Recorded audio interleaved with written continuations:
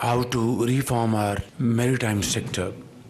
इसके ऊपर task force बनाई गई थी जिसने बहुत अरकरेजी के साथ काम किया है और बहुत मेहनत से उन्होंने रिकमेंडेशन बनाई है। चंद दिन पहले हमने इज्तिमाई काविशों से 7.5 रुपये औसतन बिजली की कीमत कम की है। इसमें मजीद कमी लाने के लिए अब रिस्ट्रक्चरिंग रिफॉर्म्स पर भरपूर तवज्जो दी जा रही है। वज़ीर-ए-आज़म शहबाज शरीफ ने बिजली की कीमतों में मजीद कमी का इंदिया दे दिया। इजलास से खिताब में बोले, बिजली की कीमतों में औसतन 7.5 रुपये फी यूनिट कमी की। आने वाले महीनों में इस हवाले से मजीद बेहतर नताइज सामने आएंगे। बिजली सस्ती करके घरेलू और सनती सार्फिन को रिलीफ दिया। अब भी मईशत और आवाम के मफाद में फैसले करेंगे। कोशिश है आलमी मंडी में तेल की कीमतों में कमी का फायदा मईशत और आवाम तक पहुँचाएं। मैक्रो लेवल पर मईशत मुस्तहकम हो गई। मजीद कहा, मैरीटाइम शोबा माजी में जमूद का शिकार रहा। इस्लाहात के लिए कायम टास्क फोर्स ने बहुत मेहनत से अपना काम किया।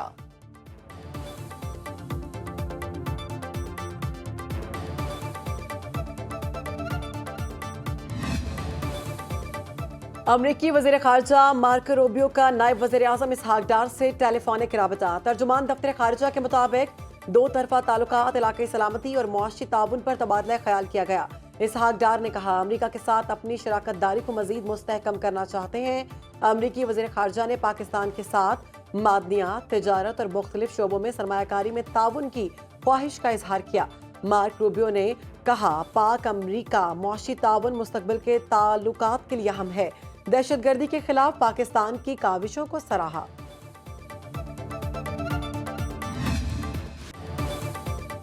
सदर ट्रंप की तिजारती जंग ने पाकिस्तान समेत दुनिया भर की स्टॉक मार्केट्स को हिला कर रख दिया। पाकिस्तान स्टॉक मार्केट फरोख्त का दबाव बर्दाश्त न कर सकी। दोपहर 12 बजे से 1 बजे तक कारोबार को रोकना पड़ गया। 1:15 बजे मार्केट में तारीख की सबसे बड़ी 8,687 पॉइंट्स की मंदी रिकॉर्ड की गई। कारोबार के इख्तिताम पर 100 इंडेक्स में 3,882 पॉइंट्स कम हो गए। मार्केट 1,14,909 पर बंद हुई। सरमायाकार 474 अरब रुपए से हाथ धो बैठे। करेंसी मार्केट में रुपया 10 पैसे सस्ता। इंटरबैंक में डॉलर 280 रुपए 57 पैसे का हो गया। अमरीकी और एशियाई स्टॉक मार्केट्स भी मंदी का शिकार। आलमी मार्केट में तेल की कीमतों में मजीद 3% कमी।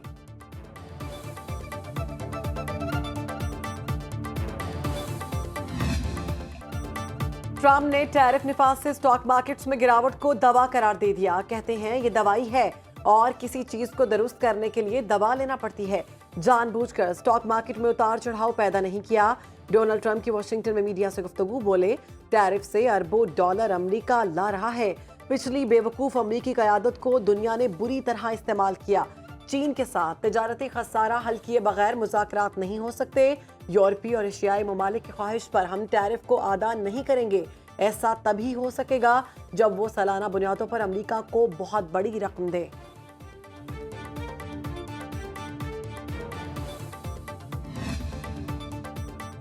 यूरोपीय यूनियन का अमरीकी दरामदात पर जवाबी 28 अरब डॉलर्स टैरिफ लगाने का फैसला। सरबराह यूरोपीय कमीशन अर्सुला वॉन डर कहती हैं कि टैरिफ लगाने की मंजूरी इत्तेहादियों से मुशावरत के बाद देंगे। टैरिफ के मसले पर अपने दिफा के लिए तैयार और अमरीका से मुज़ाकरात के लिए पुरज़्म हैं। 24 अप्रैल को लंदन में बरतानवी वज़ीर आज़म से भी मुलाकात तय।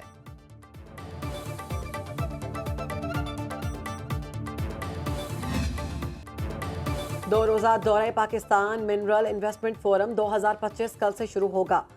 वज़ीर आज़म शहबाज शरीफ और army chief general Asim Munir भी शिरकत करेंगे।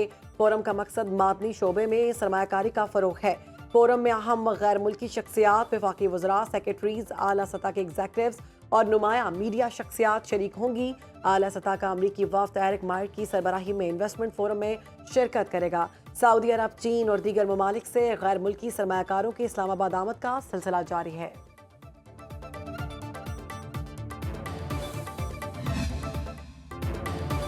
रेकोडिक में मादनियात के बड़े ज़खायर मौजूद हैं। पाकिस्तान मिनरल्स इन्वेस्टमेंट फोरम के जरिए एक कौमी मकसद को आगे लेकर जाना है।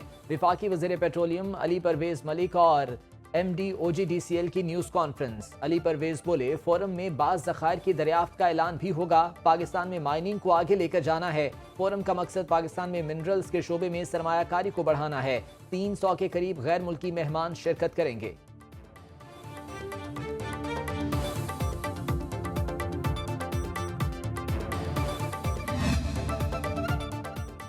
बाइनेंस के बानी पाकिस्तान क्रिप्टो काउंसिल के स्ट्रेटेजिक मुशीर मुकर्रर। वजारत खजाना के एलामी के मुताबिक चोंगपेंग बाइनेंस के बानी और वेब3 के सबसे बासर रहनुमाओं में शुमार होते हैं। चोंगपेंग ग्याओ की पाकिस्तान क्रिप्टो काउंसिल के साथ मुलाकात हुई। वजीर खजाना Mohammad Aurangzeb, governor State Bank, chairman securities and exchange commission और वफाकी सेक्रेटरीज भी इजलास में शरीक थे। मेयर कराची उनकी खुशफहमी, गलतफहमी दूर करना चाहता हूं कि बेटा 2 साल से ऊपर हो गए तुम्हें कराची में जबरदस्ती मेयर की सीट पर कब्जा किए हुए, और 2 साल से भी अब कम अरसा रह गया। अगर वक्त पर भी इंतखाबात होंगे तो अपनी आकबत सुधारो, अपने एहतसाब के लिए तैयारी करो। सिर्फ बयानबाजी करके लोगों की तवज्जो अपनी परफॉर्मेंस से मत हटाओ यार, अपने काम से काम रखो। एमक्यूएम और पीपल्स पार्टी एक बार फिर आमने सामने। फारूक सत्तार ने ट्रैफिक हादसात पर वज़ीर आला सिंध के एहतसाब का मुतालबा कर दिया। कहा एमक्यूएम के बाइकआउट करने पर मुर्तजा वहाब मेयर बने, पैसे या प्लॉट जान का बदला नहीं हो सकता। बताया जाए डंपर टैंकर हादसात के कितने मुलजिमान गिरफ्तार हुए। मेयर कराची मुर्तजा वहाब ने फारूक सत्तार को गवर्नर सिंध का तर्जुमान करार दे दिया। बोले गवर्नर साहब मुझसे बात करनी है तो डायरेक्ट करें। 20-20 गाड़ियों में घूमते हैं और अवामी गवर्नर होने का दावा करते हैं। ये 1984 या 12 मई वाला कराची नहीं। लोगों ने लाशों की सियासत मुस्तरद कर दी। गवर्नर सिंध वफाक से पैसे दिलवाएं।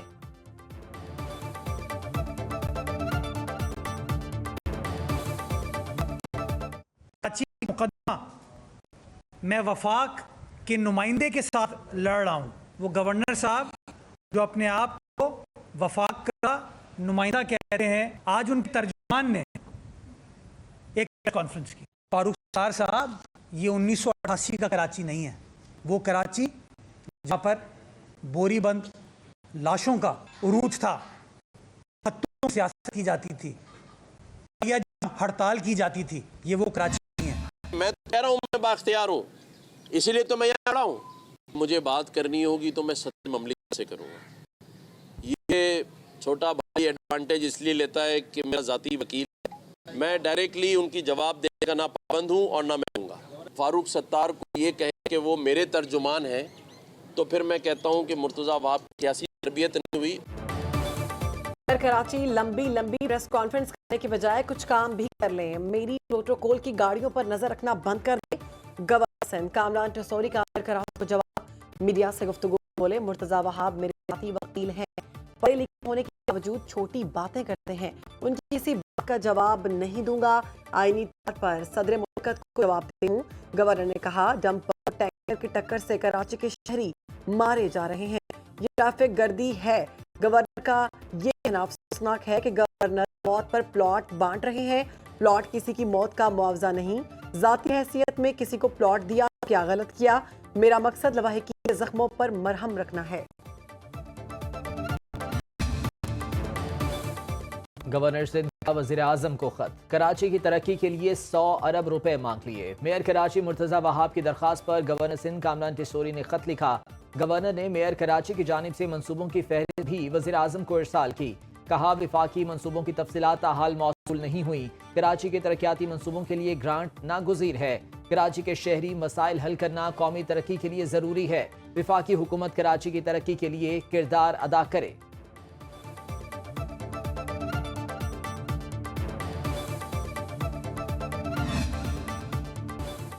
नेक्टा ने national intelligence fusion and threat assessment centre की मंजूरी दे दी। विफाकी वज़ीर दाखिला मोहसिन नकवी की ज़ेर सदारत नेक्टा के बोर्ड ऑफ गवर्नर्स का 5वां इजलास। मोहसिन नकवी ने कहा नया इदारा नेशनल एक्शन प्लान पर मुकम्मल अमल दरामद को यकीनी बनाने के लिए कारआमद साबित होगा। वज़ीर मुमलिकत बराए दाखिला तलाल चौधरी ने कहा नेक्टा की सदारत बढ़ाने में नेफ्ट मौसर किरदार अदा करेगा। National coordinator NACTA doctor Khalid Chauhan की पेश करदा तमाम तजावीज़ मंजूर कर ली गई।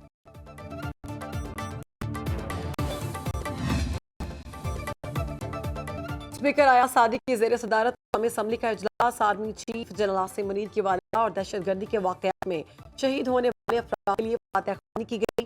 स्पीकर की अपोजिशन पर तनकीद। कहा आपको नेशनल सिक्योरिटी के इजलास में शिरकत करनी चाहिए थी, यह हुकूमत या अपोजिशन का मामला नहीं था। वज़ीर मुमलिकत दाखिला तलाल चौधरी के खिताब के दौरान अपोजिशन का शोर शराबा तलाल चौधरी ने कहा, दहशतगर्दों के मारे जाने पर ऑपोजिशन को क्यों तकलीफ होती है?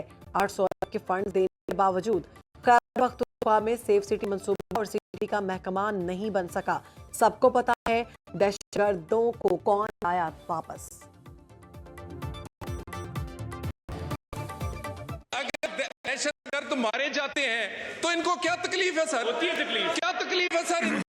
यानी अगर कुर्बानियां, और दूसरी इसमें जनाब स्पीकर ये बता दें कि सीटीडी काउंटर टेररिज्म फोर्स कितने जिलों में बनी है? पिछले 20 साल से दहशतगर्दी की जंग में केपी की हुकूमत को मिल रहा है जो 800 अरब से जायद है। दहशतगर्दी कंट्रोल करना पार्लियामान का काम है, अदालत का नहीं। सुप्रीम कोर्ट में सिविलियंस के फौजी अदालतों में ट्रायल केस में बेंच के रुकन जस्टिस जमाल खान दुखी के रिमार्क्स। कहा, अदालत ये सोचने लग गई कि फैसले से दहशतगर्दी कम होगी या बढ़ेगी तो फैसला नहीं कर सकेगी। वजारत दिफा के वकील ख्वाजा हारा ने जवाबी दलाल कहा, कोर्ट मार्शल के हवाले से अदालती फैसले मौजूद हैं, अदालतों ने सिर्फ देखना होता है कि ट्रायल आइन के मुताबिक है या नहीं। जस्टिस समीनुद्दीन खान की सरबराही में आईनी बेंच कल फिर समाअत जारी रखेगा। दूसरी जानिब आईनी बेंच सुपर टैक्स के निफाज के खिलाफ दरख्वास्तों की समाअत 15 अप्रैल से रोजाना की बुनियाद पर करेगा।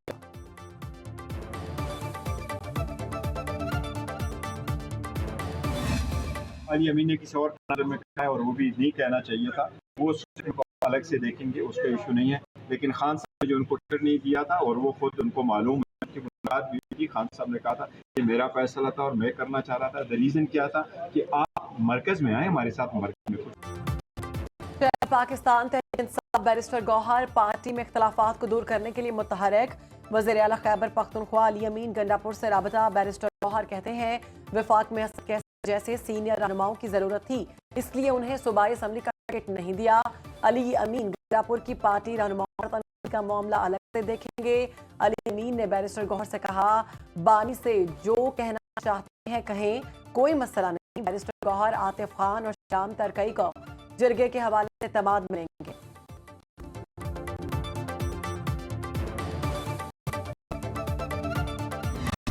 ये अप्स एंड डाउन्स आते रहते हैं, अभी थोड़ा डाउन की स्पीड चल रही है, अच्छा वक्त भी आ जाएगा, तो उम्मीद रहना चाहिए। और हमने बड़े बड़े मार्के सर के बड़े बड़े मोजे इस टीम ने दिखाए हैं, तो टैलेंट की कमी नहीं है, बस करने की बात है, तो इंशाअल्लाह बेहतरी होगी। वफाकी वज़ीर इत्तलात व नशरियात अता तारड़ का कहना है, कौमी क्रिकेट टीम में बहुत टैलेंट है, हर जीत खेल का हिस्सा है, हमें उनकी हौसला अफजाई करनी चाहिए। मोहसिन नकवी की चेयरमैन पीसीबी का ओहदा छोड़ने की कोई बात नहीं।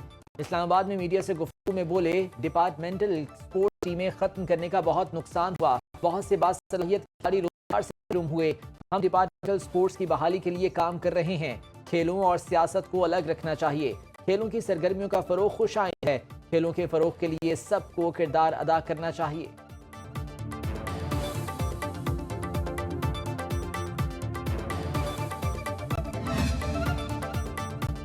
पंजाब के मुख्तलिफ शहरों के लिए 1500 इलेक्ट्रिक बसें चलाने की मंजूरी। पहले मरहले में लाहौर और गुजरावाला में 380 बसें चलाई जाएंगी। वज़ीर आला पंजाब मरियम नवाज की ज़ेर सदारत इजलास सरगोदा, शेखोपुरा, सियालकोट, गुजरात, रहीम यार खान, डीजी खान में इलेक्ट्रिक बसें चलाई जाएंगी।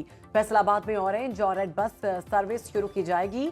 15 रोज में लाहौर में येलो लाइन इलेक्ट्रिक बस के ट्रैक की प्लानिंग की हिदायत। मरियम नवाज का कहना है, सबकी वज़ीर आला हूँ, लाहौर ही नहीं बाकी शहरों के आवाम का भी जदीद ट्रांसपोर्ट सिस्टम पर पूरा हक है।